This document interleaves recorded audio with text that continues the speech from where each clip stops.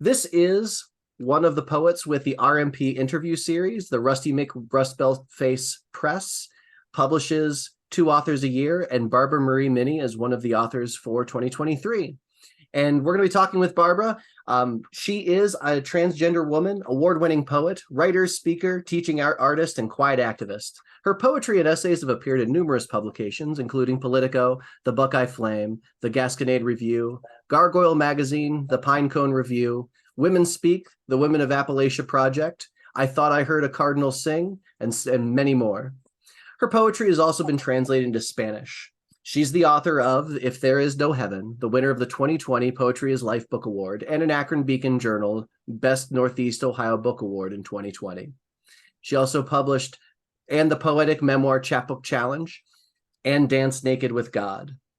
Barbara is a retired attorney with a 7th generation Appalachian and lives in Talmadge, Ohio with her wife of over 42 years and a menagerie of stuffed animals. You can follow Barbara at BarbaraMarieMinniePoetry.com. Barbara, welcome. Thank you, Jeremy. Thank you for having me, and thank you for publishing my book. Oh, of course. It was my pleasure. The book is great. I'm very excited. I can do the salesy thing with this, like buy Barbara's book. Do it. It's right now. That's fine. I mean, that's what we're here to do. But no, let's talk about why it's so great. So, Dance Naked with God, you sent me this incredible chapbook. Tell us about it. I use a lot of religious imagery in my poetry, but I kind of turn it on its head. And I know the title is probably going to turn some people off, but I think the title is significant, especially with the poem itself that uses that as part of the verse. And let me read that poem, because it's a very hopeful and optimistic poem, and it's called Hope. Stepping into the elevator, not caring whether it's going up or down, a pimple on the face of the earth to be squeezed until it bursts, invisible to the other passengers.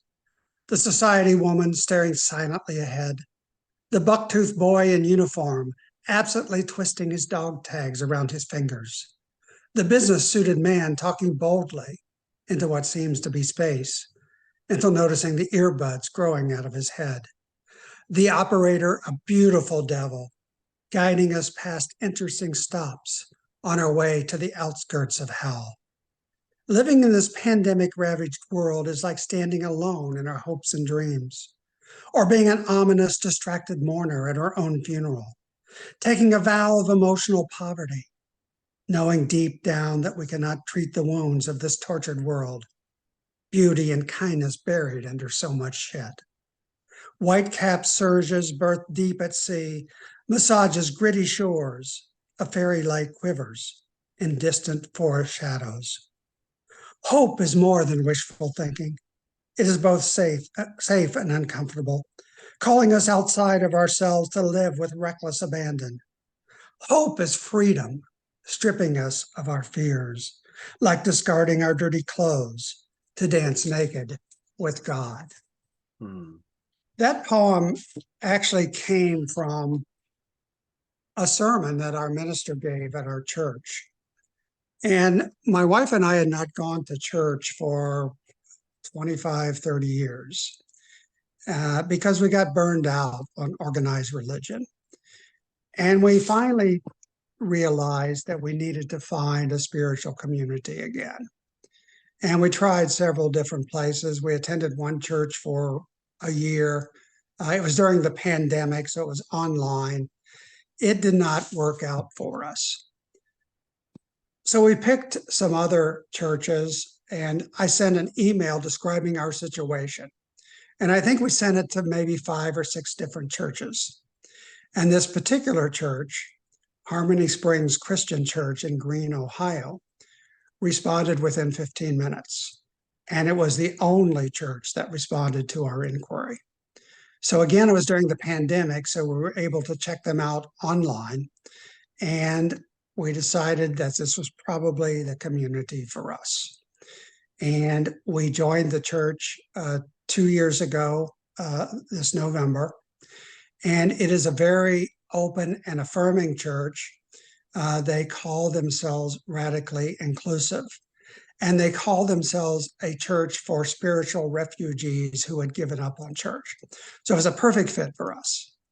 And they have been so supportive, so encouraging. They have welcomed us with open arms. And I think the idea for Dance Naked with God and the idea for the poem Hope came from a sermon that our pastor gave. And I usually sit in church with my little black notebook in my hand, writing down ideas for poems.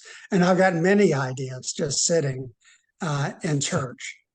And in the author's statement in the back, I say that I quote William Blake. He said, "Both read the Bible day and night, but thou read black, where I read white." And that was the kind of church that we were looking for, that reads white, that is not, that is accepting and preaches a God that is accepting. And I know that the title to this book will be edgy and controversial, but I intended that to be, because Jesus himself challenged the religious leaders of his day.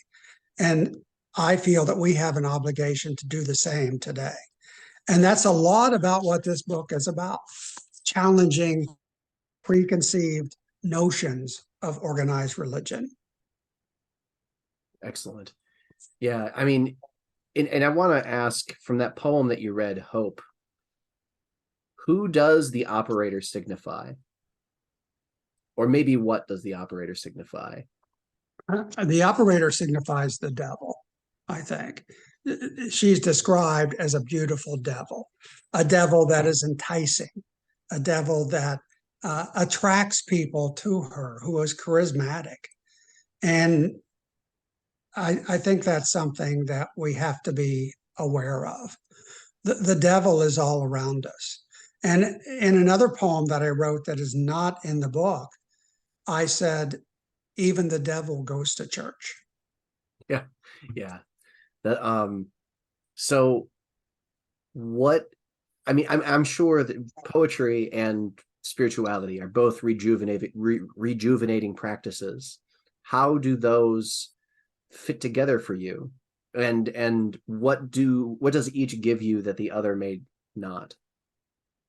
Well, the spirituality gives me support and encouragement from the people that we have become close to. I think there are some people in the congregation who are not totally on board with the open and affirming part. They just kind of avoid us. And we do have some other LGBTQ members of the congregation. The poetry is a way to express my feelings, my thoughts, my emotions. My poetry has been described as raw and authentic.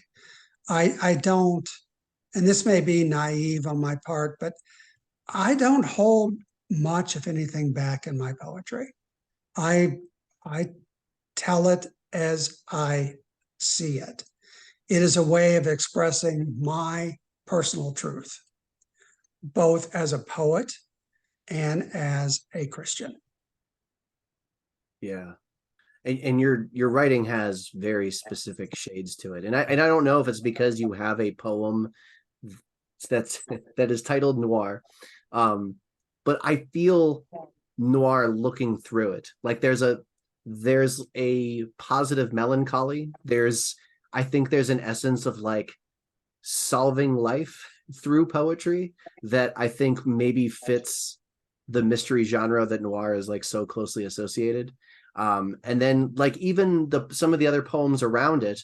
Let me find it real quick, because there's a poem that comes immediately after it's called Crash Landing. And some of the things that those poems have in common are like these real short sentences. And it sounds like I hear a detective voice saying the lines in my head. So I was wondering if you could speak to that a little bit, because I think it's a cool effect that the collection has.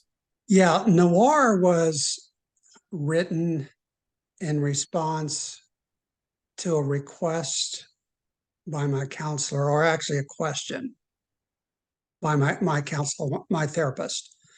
She asked me, what would my younger self say to me now?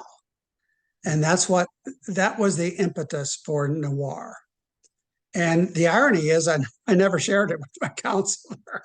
She to this day has not heard it. Um, and I also, probably at the time, because I do read mysteries and I like noir. I like the noir movies from the 40s. I like the noir novels like Philip Marlowe and Sam Spade and all those cool detectives that were detecting things in the 40s and 50s. So that's what that poem was about. Crash Landing was just about, um, I guess it was kind of like an Adam and Eve story. It was escaping the Garden of Eden, finding my true identity and my true self. Um, and it was actually written during a workshop, I believe. Um, so that's kind of, yeah, they do tie together. And I might mention, I was particularly impressed by the editors that I work with on this chapbook. I think the positions of the poem give the overall book more authenticity and more power. And I was very grateful for that. And that was really the first time that I ever worked through the editorial process.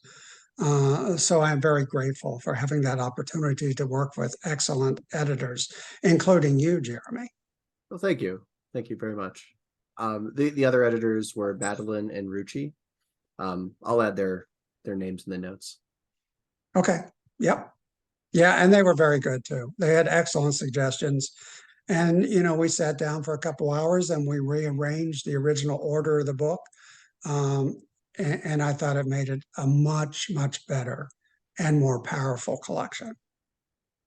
I am a big fan of ordering poems and making sure that they have, like, there's a logic behind it. Could you describe that process for you, like what it was like how you felt before going into it, and like maybe what you would like learned as you worked on I, it? I didn't know what to expect, having never been through an editorial process before. And I guess I was a little fearful that there would be um, more criticism, but it was helpful. It was encouraging and supportive, and we worked through the process together, and it was very uplifting. Um, and the editors gave me a say too in how things were going to be ordered, but I could not argue with any of their editorial suggestions. Um, and the chapbook is divided up into two sections. And I always wanted to use books of the Bible as titles of my section. So part one is Genesis and part two is Revelation. And I think the way we reordered it fit those titles, those chapter titles, extremely well. And as I said, it made it. I felt really good about the way the editorial process went, because I thought, and I still feel, that it made it a much, much stronger and more powerful presentation. Yeah, I'm always amazed. I remember I was in school once and I was taking creative writing, like the first like level creative writing in college, and my teacher put up had someone like write up, like she had us write poems, and then the next day we shared them, and she wrote it on the board. And I remember she flipped the poem upside down and it actually made more sense. Like the students, like, I don't know if I should be impressed or feel like I did absolutely no work. It was but and so then she spent like 2 days with us just working on ordering poems, and she like brought in a collection from uh I want to say it was Charles Simic. She brought in a poetry collection that she had printed the whole thing out and had us reorder the poems. And I thought it was a really good exercise because, and you can tell me how you feel about this. I kind of feel like when you're editing a poem, you know that the poem takes on a life of its own, and you got to like do whatever you can to make that poem better. But I think collections are the same way. I think your poetry collections are, you get it and you forget that it wants to be something too, and you can really tear it apart and like, order it and like edit toward a finished product. I mean, I know it sounds like really simplistic. It's just like it's global thinking, but I don't know. No, I've done that too. Written a poem and then taken the last stanza and making it the first stanza. And I've even suggested it. We have a little 3-person writing group. I've even suggested it to the writers on some of their poems in my group. I think that uh, sometimes makes it a stronger poem, flipping it on its head. Yeah. Um, I don't remember exactly which one I did it with. It might have been, I don't think it was Persons Unknown. Um, and I'm not sure it's in the collection, but yeah, I've done it and it made it a much better poem. So I fully subscribe to that. Looking at the poem and seeing if it works better, rearranging the stanzas or even the lines. Yeah. Yeah. And sometimes like you might identify, oh, this poem is really just stanza two. Like everything else is frivolous. And then you just cut out an entire poem basically and then restart based on one stanza or a couple of lines. I've had people tell me that. In fact, I got thrown out of a workshop because I felt that the criticism was mean spirited and not well intentioned. And that's one of the things they said. Most of the poem was irrelevant. And I disagreed with them. Yeah, that's not a great way to word it. Like it's I can say my words are irrelevant. I can say, And there were other things said too that caused me to defend myself. yeah. Yeah, that's not good. I think the workshop environment, I think some people go into a workshop trying to prove that they're super clever, and they may just have really strong opinions and mistake that for experience.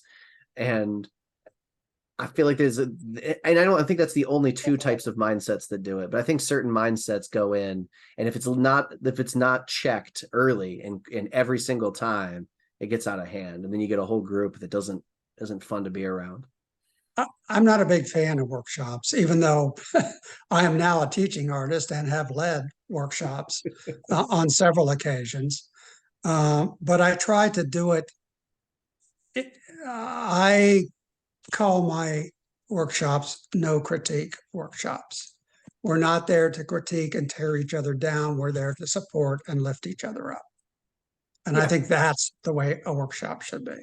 Yeah, it's got to be constructive. It's got to be a place where you can suggest possible changes. But that's another thing that people I think is important to keep in mind is like that, you know, when people go to say things, they'll be like, I think this is, or just this is bad.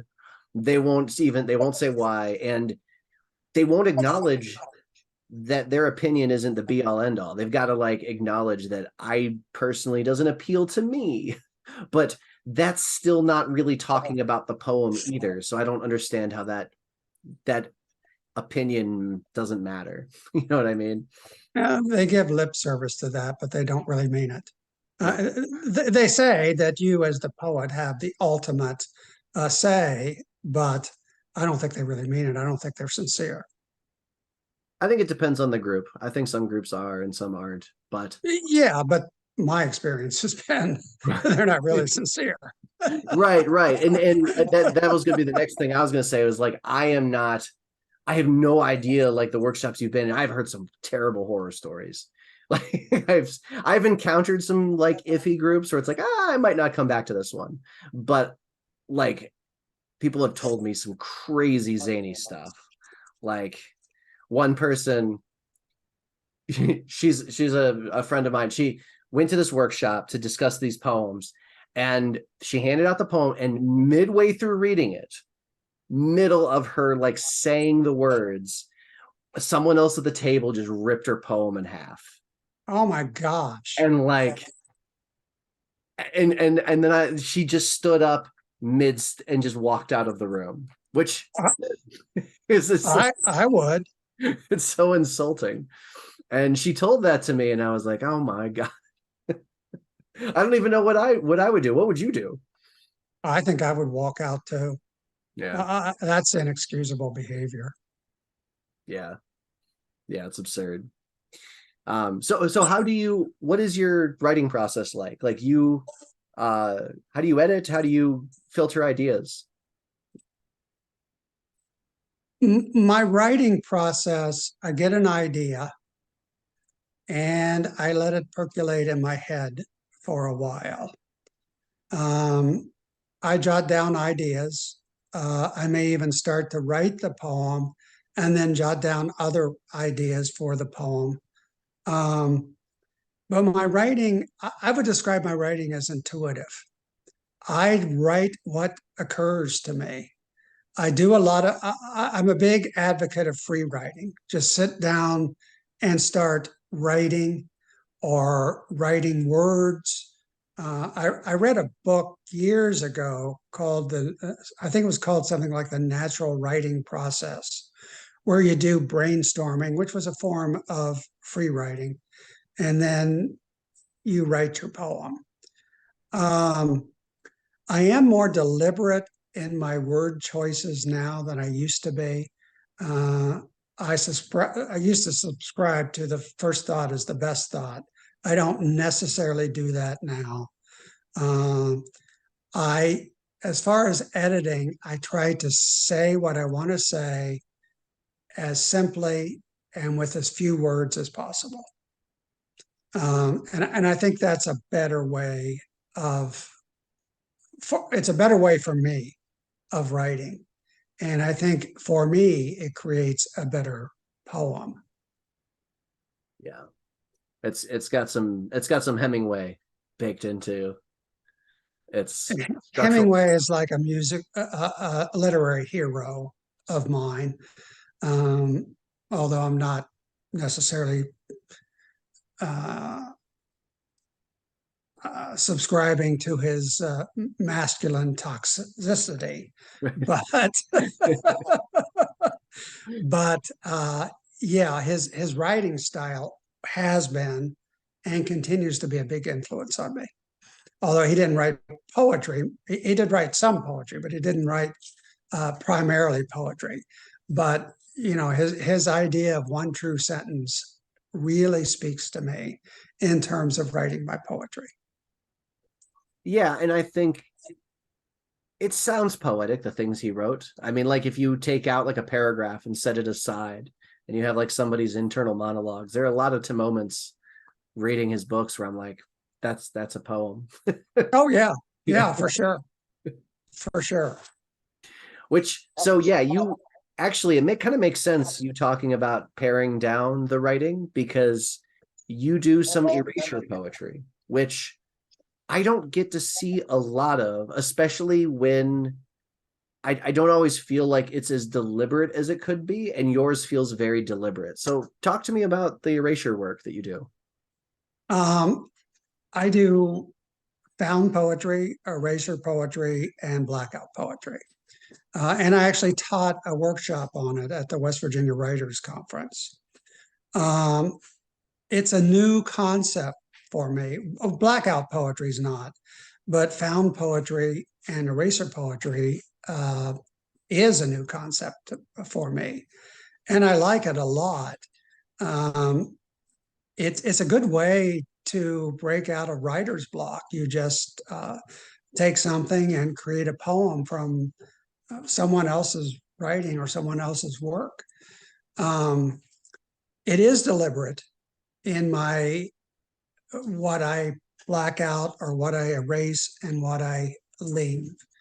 And what I try to do is leave the words that are going to make, number one, the most impact, number two, be the most powerful, and number three, convey the thoughts and the message that I want to convey.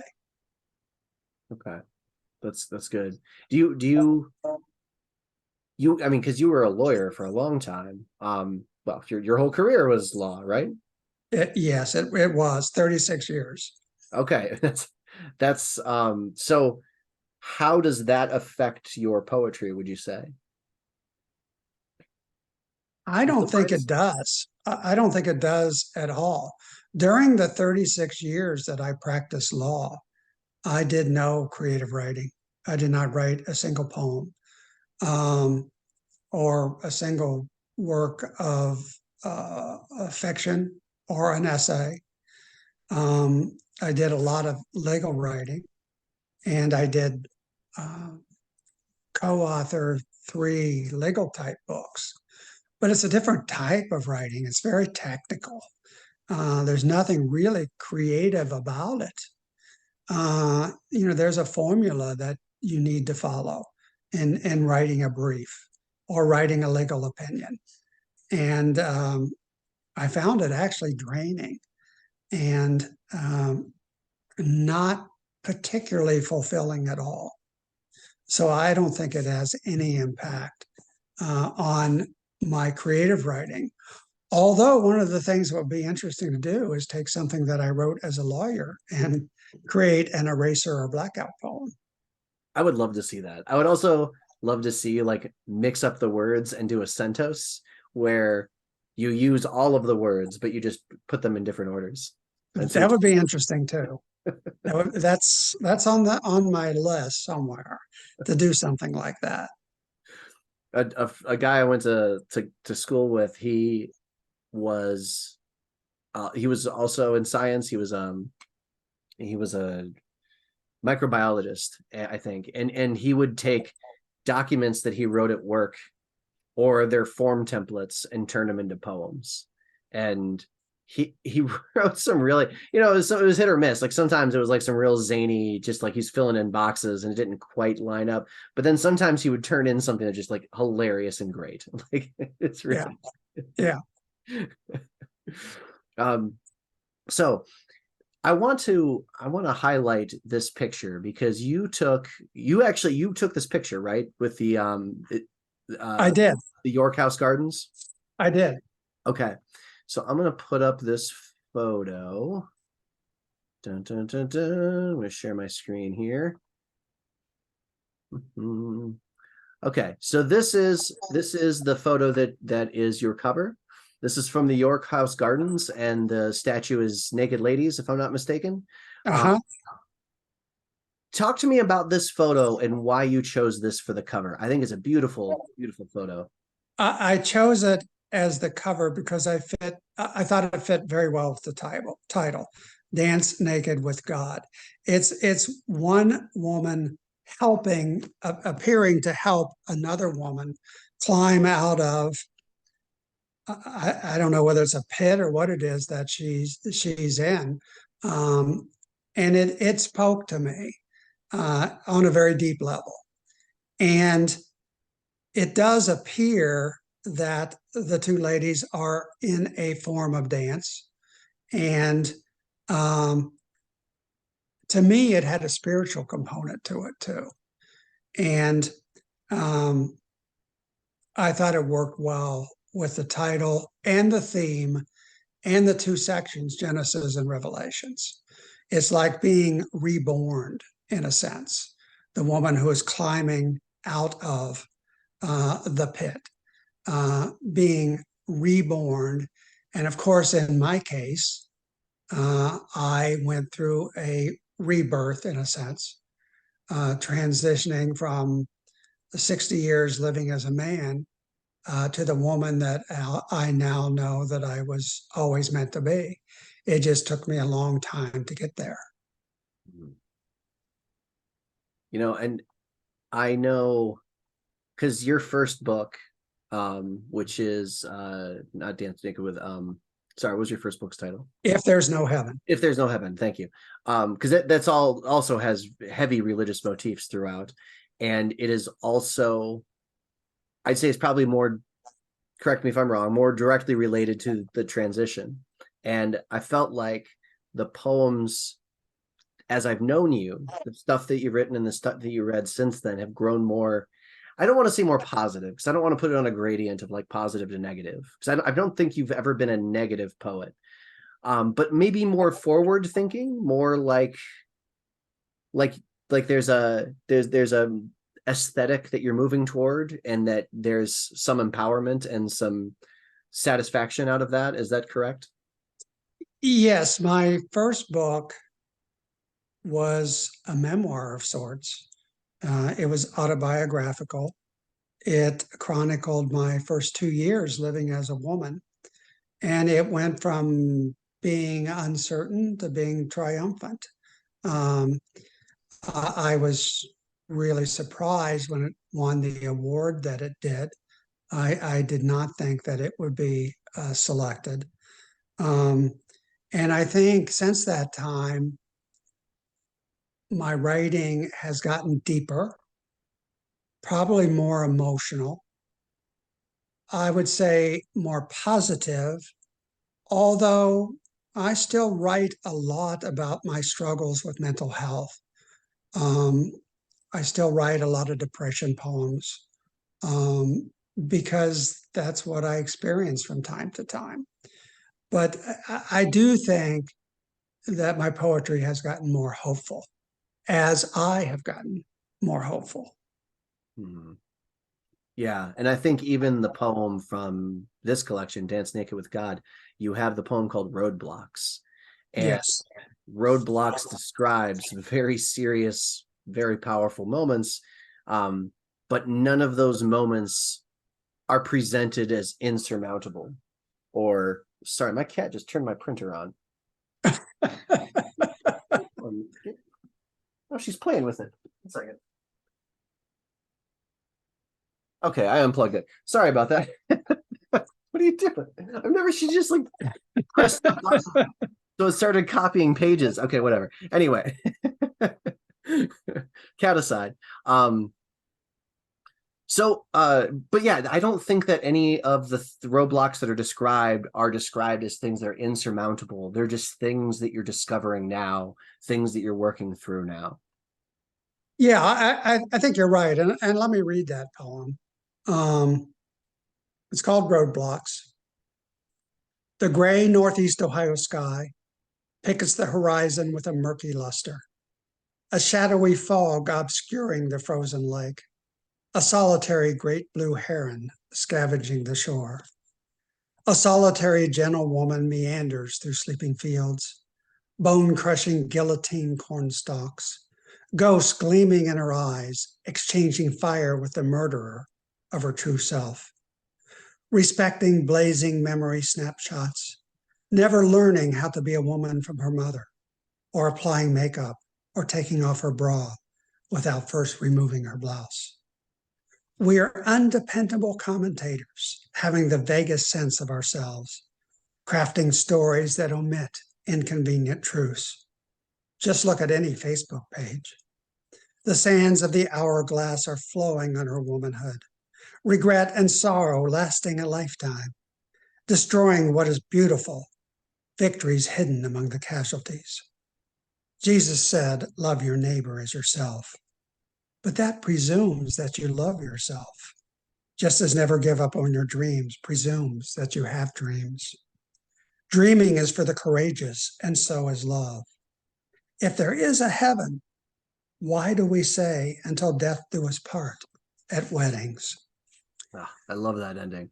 And I love the repetition of the word solitary in those first two stanzas. It really reinforces the lost at sea, you know. And in a lot of ways, transitioning is a solitary endeavor.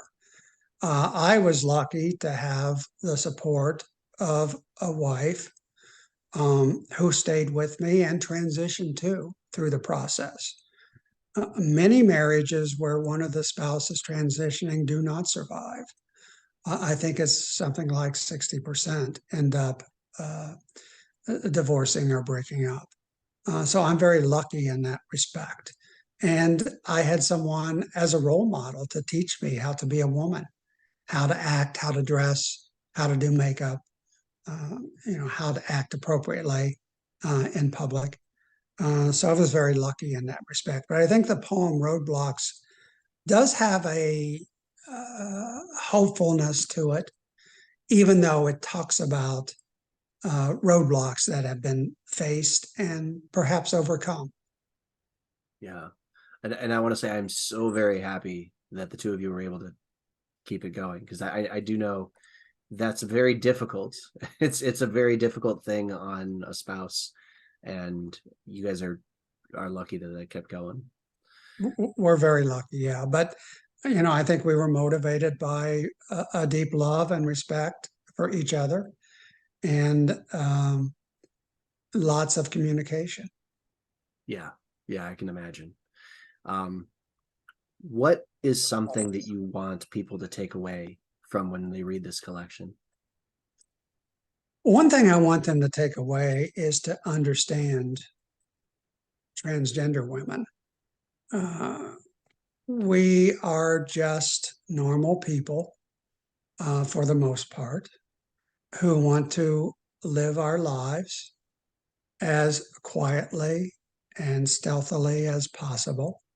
We want to blend in, be accepted, be encouraged, be supported. And I also want people to key in on the religious imagery and aspects of the collection. Um, there are Christians who are accepting, encouraging, and supportive of the LGBTQ community. There are those on the other side. I just participated in Akron Pride, marched with our church, and there were religious protesters yelling and screaming at us through a bullhorn. But it didn't really have any effect or impact, because I was impressed by the number of churches who took part in Akron Pride and had vendor booths. There were quite a few of us. And, like I say in the author's note, I think that we're going to find out who's right when we get to the gates of heaven. Yeah, I had the good fortune of being able to go to Cleveland Pride this year, and there were over a half dozen churches marching. It was pretty cool. Yeah. You know, Yeah. Same with Akron Pride. excellent. That's really good to hear. And the churches were supporting each other. I mean, the other churches came up to us and said, we're glad you're here, or stop by our booth to talk to us. That's awesome. I mean, and there's no better time for it. Like right now, there needs to be, those are the types of groups that need to mobilize and help out too. Oh, absolutely. Absolutely. Yeah. Okay. Would you want to read a poem before we wrap up? Sure. Since we talked about noir, let me read noir. Awesome. I like that poem. Turning years like pages of a poorly written mystery novel. Hard-boiled PI on a blood-stained vendetta, knifing through a maze of blind alleys, gunning at dark clues. Pointed to broken puzzles, pieces scattered across alternative lifestyles and spiritless religions. Faceless villains and buxom femme fatales, alluring and dangerous like a waveless sea. Lonely days, lonelier nights, nightmaring in a jungle of twisted sheets, smelling of beer and cigarettes, wet with sweat, ignoring the warning signs, red herrings and smoke screens, fist fights and beatings, some self-administered, pain and pleasure blurring together into a sublime ecstasy, leading to a godforsaken corner, spotlighted woman in sepia dimness of the Bishop Crook lamppost, crouching and listening to the boy in dirty coveralls, freckle face, dimming eyes, amber in the fading moonlight. A younger, opposite-gendered doppelganger, connected like a marionette and marionettess, whispering, learn to make your own rules, lose the only life you know, be reborn. Yeah, beautiful. That's so wonderful. Thank you. Thank you so much for doing this. I'm really sorry for forgetting If There's No Heaven. I know the titles of your book, and it just slipped out of my head. That's okay. That's quite all right. But thank you again for doing this, Barbara. If you're watching this, please check out Dance Naked with God. It is out now. You can get it directly from Barbara Marie Minney, or you can get it through RMP. And yeah, that's it. Thank you so much for this opportunity and for reaching out to me. It meant so much to me that you wanted to publish my poetry, because you are someone that I respect and hold in high esteem, and it meant more to me than I can put into words. So thank you. Of course, like I said, the pleasure's all mine. It's a great book.